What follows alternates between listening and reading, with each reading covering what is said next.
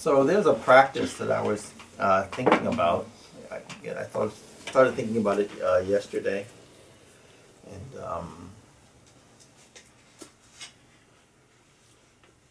again, this is a purely tantric methodology. This is simple, but a little more complex, a little bit more sophisticated.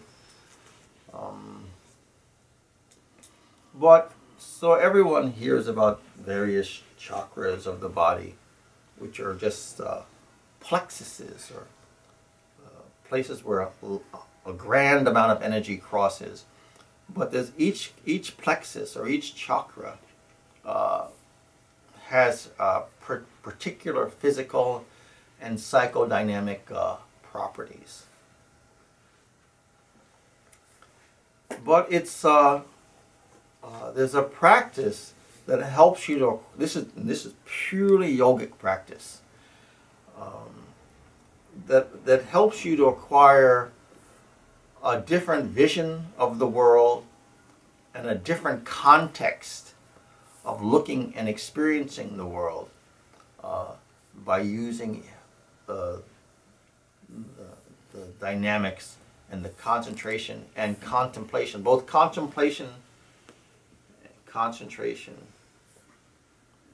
and bija mantra in the context of the plexuses of the body, the chakras of the body. So there's thousands and thousands of chakras in the body, micro chakras and macro chakras. But everyone always talks about 7, macro ones. And really, we'll talk about 6 at this point. So at the root of the spine is the sacrum.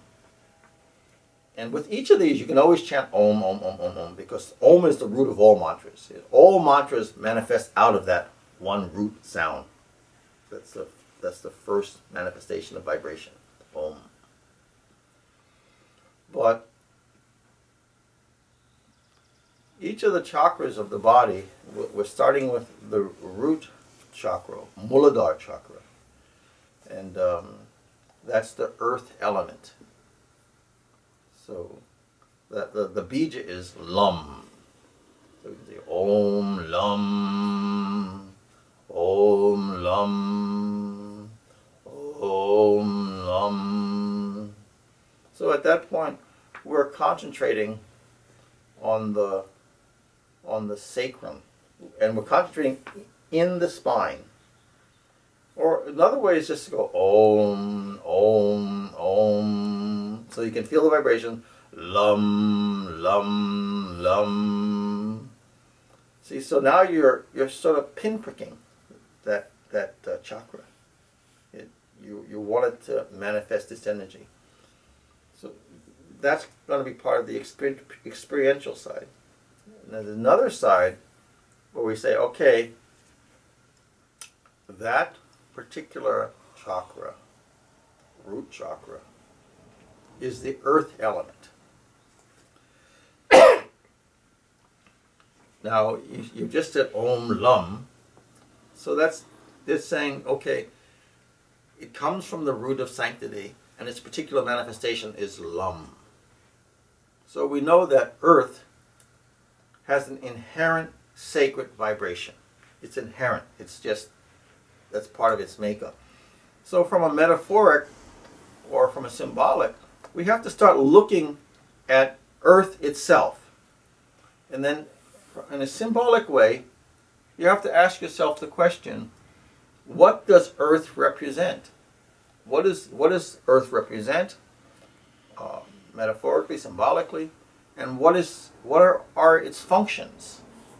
See, this is going to break your common mind. This is going to make you think in a different way, make you experience in a different way. Which is my job, is to get you out of programmed thinking into an intuitive, creative experiencing. See? So you can look at the earth and say, well, the very first principle of earth is stability. It's stability.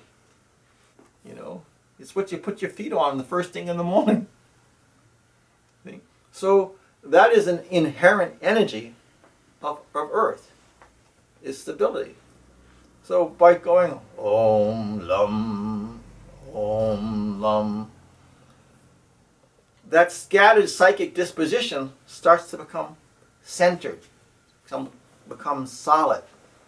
So now, if you realize, because when we take the earth for granted, we don't take the earth as something that is inherently stable, that inherently keeps us stable, that inherently creates a condition where many things can be stable by resting upon it.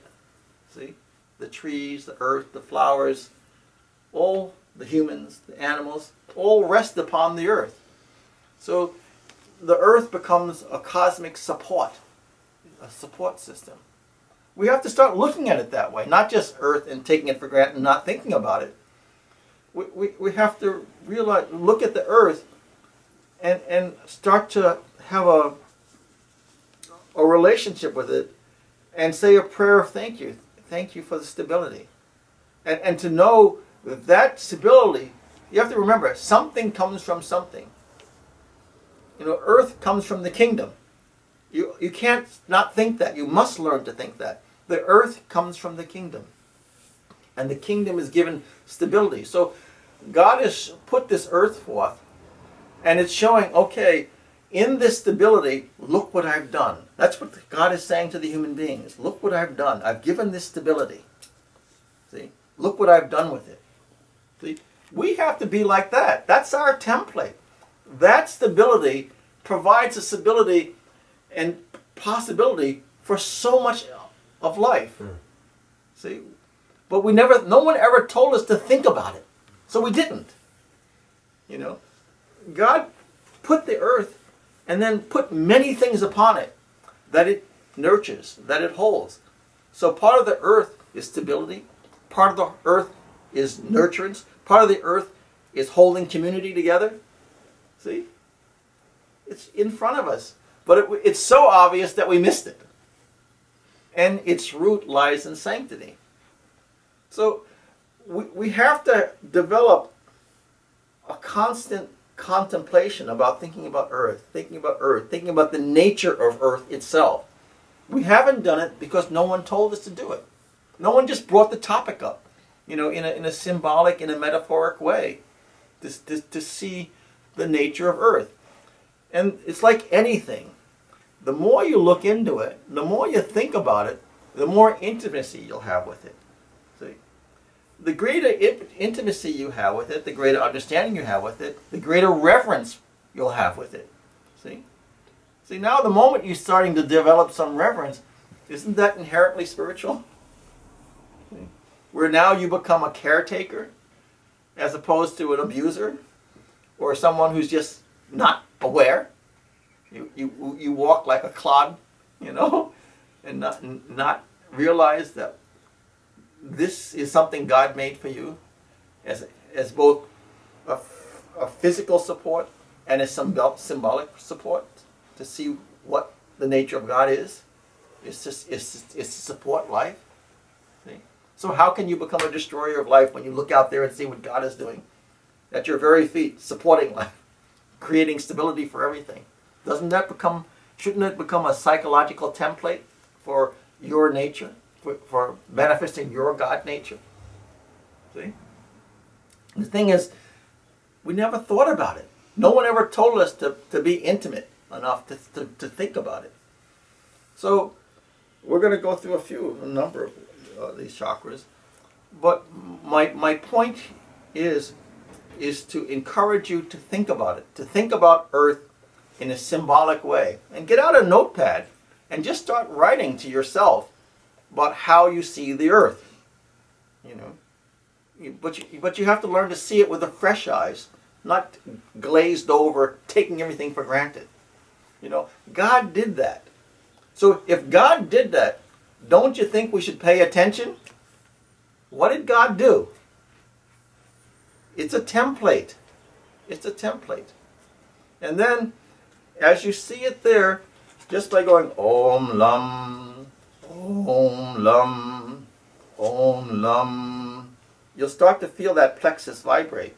And then intuitively, over time, you'll have deeper and deeper experiences with the nature of stability, the nature of support. It'll just become part of your inner disposition. This is the inner alchemy. It's not that it's not there. It is there. It just has to be uncovered. You know, it's like me having, X amount of dollars in my wallet, but I never checked, so I didn't know it was there. So the teacher says, check, pay attention. And then you start this process of discovery. But no one ever told you to really, really think about it, to make it part of your contemplation, just as part of what you mull over during the day. So looking at the earth and thinking, what is the nature of the earth? What is the symbolism of the earth? What is the function of the earth? No one told you to take it that seriously, to make it part of your living contemplation. If you think about it, you'll be in the process of a discovery, and you'll be in the process of greater intimacy. Okay? So that's one element.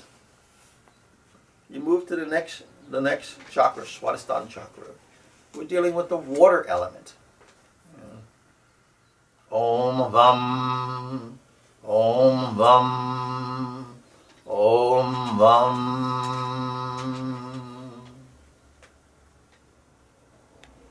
And then we start to look at the nature of water. Water is inherently cleansing.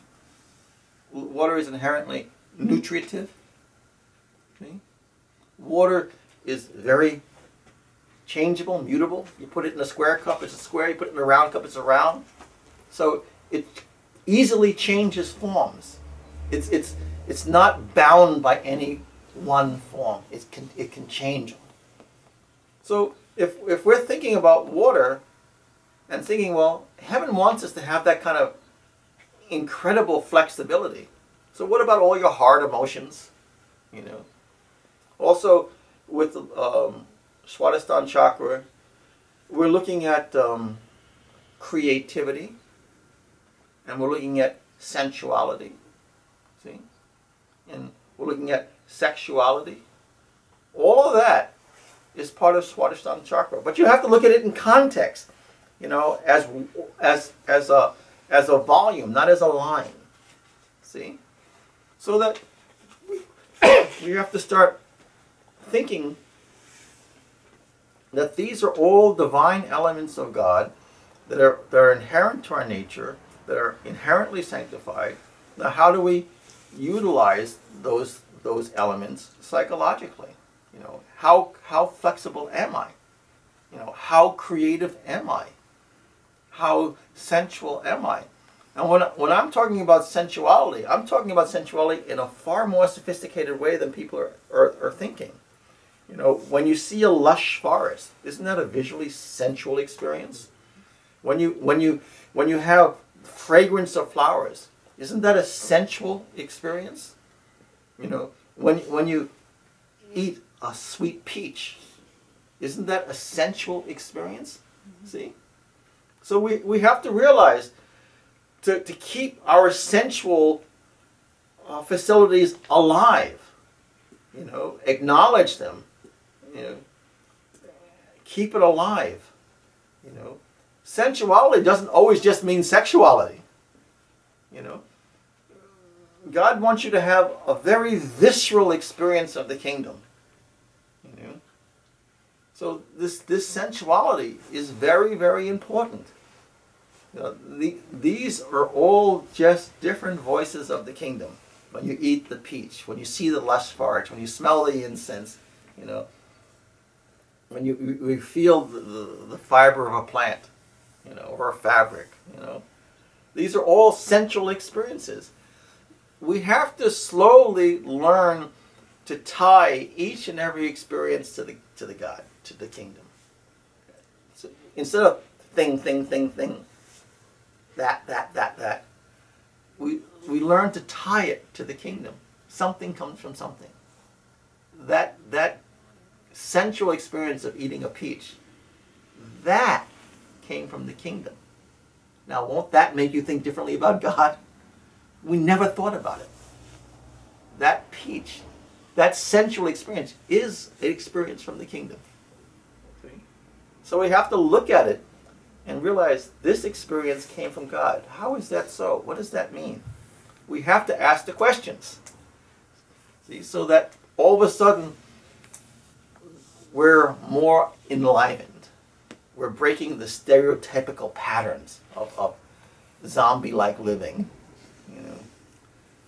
But one of the geniuses of Hinduism is that it ties everything to God. That's why there's infinite stories in Hinduism. And everything is tied to God. Whether it's a bird, a tree, a rock, a stone, a river, it's all tied to God. Everything is tied to God. That knowledge has to be transferred to the West to get the habit of tying these phenomena to God, so that there's an easy remembrance. So if we see a blade of grass, oh yeah, Ram walking through the forest, yeah.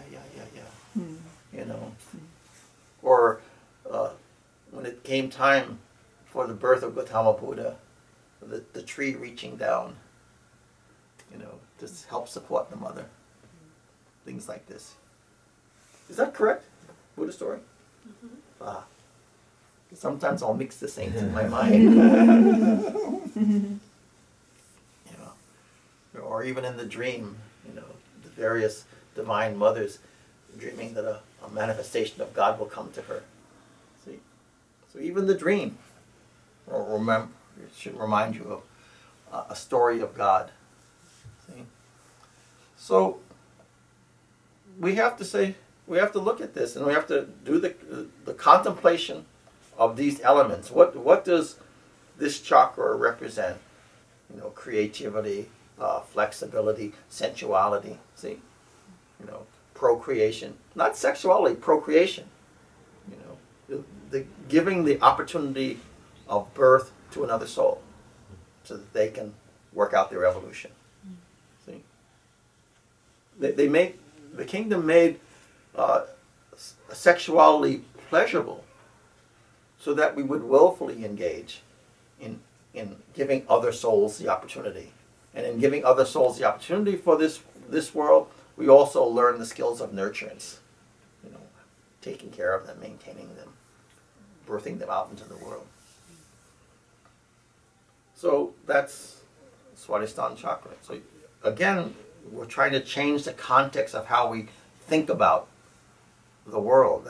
That we have to acquire a reverence for water, for fluidity, for creativity. We have to acquire a reverence for it.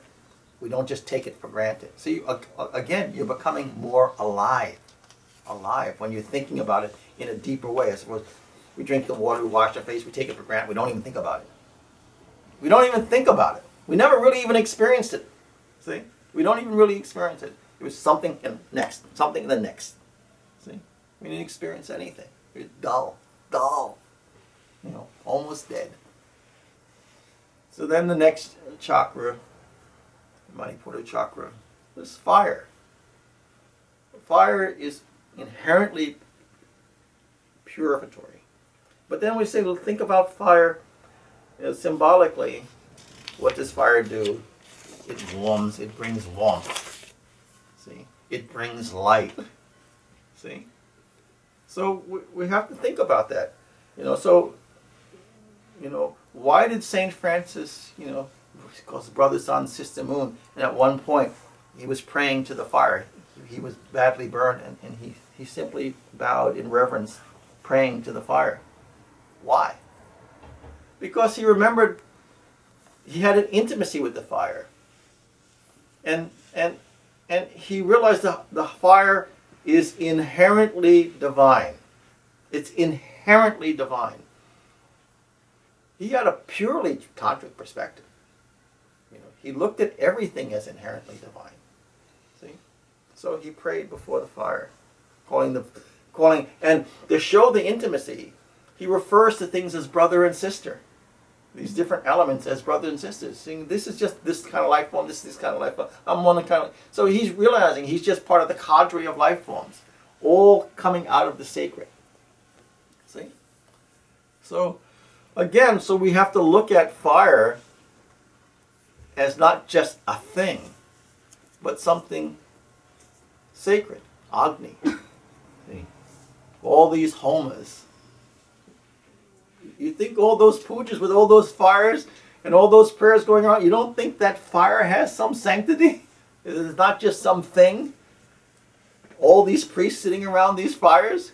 Think about it. No one asked you to think about it. No one forced you to think about it. So you just took it for granted. See? But that fire is inherently sacred. And it'll behoove you to realize that. You'll go a whole lot further in your evolution. So again, now the element of fire. We think about it in sacred, as sacred, and we think about it in a symbolic and a metaphoric way. And by doing that, more intimacy. See? You know, we go to Anahat chakra, heart chakra, air element, you know, air, spaciousness. Again, spaciousness is inherently sacred. It's inherently a quality of God. So, where are you creating spaciousness for yourself, spaciousness for others? Are you crowding other people emotionally? Are you crowding other people psychologically? Or crowding other people physically? Heaven gave you space.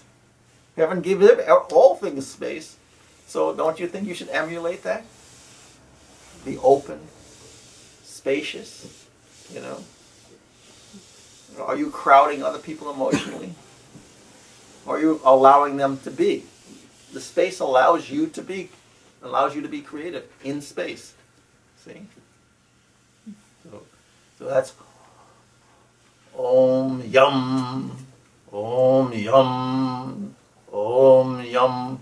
And you have to, again, learn to enter into the spine, and you have to learn to be two things: relaxed and you're highly concentrated. That's what engages the chakra to allow you to experience more.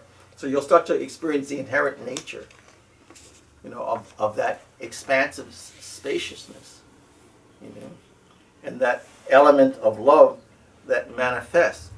If you do these, like, you just going yum, yum, yum, the moment you reach the Anahat chakra, heart chakra, from the moment your Shakti Kundalini can rise to that point, at that point, you've now moved from the fire element to air element. At that point, you're entering the condition or the realm of sanctity. You're developing the nature of a saint. The moment that the human being, Shakti Kundalini, can stabilize and hold that level of energy, you are becoming a saint. And as you become more stable in that, you become a full-blown saint. Full-blown saint. See? Each of these has particular qualities. You know, if you look at one of the qualities of, going back down one, to the third chakra, the fire element, one of the psychological dispositions is the element of dominance. That element is part of the psychological nature. Dominance and submission, those are the psychological elements of that chakra. If you go to the second chakra, you're talking about fluidity and creativity. Okay? If you go to the root chakra, you know, earth element, stability. Those are the issues. Like if someone's having, like, you know, fear and lack of stability problems, something's not right with the earth element in them. You see, you know, if they're having a very selfish heart, something's not right with the fourth chakra. There's a misapplication of the energy. Misapplication of the energy. That energy should be gracing everyone, not touching. See, There's a misapplication of the energy there. It's an inappropriate use of the energy. But by them chanting, if they go to the heart, yum, yum, om, yum, the more stability will come to the heart.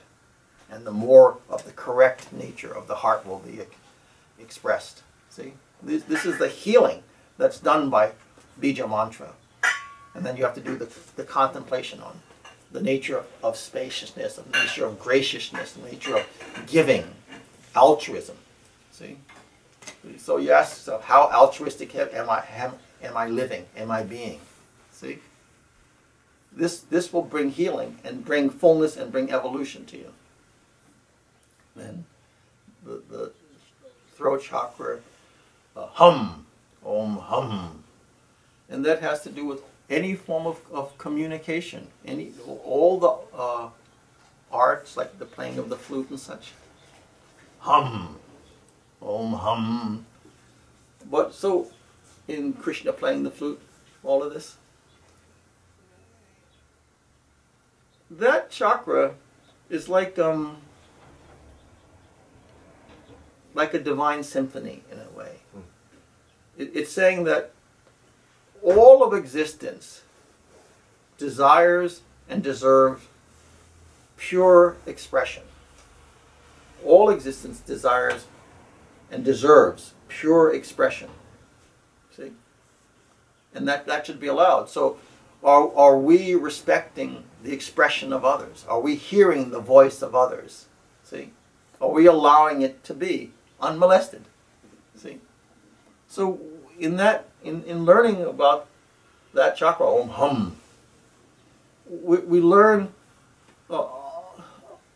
to create space, to hear the expression of the creation, of all the human beings, of all the animals, of all the plants, to allow expression.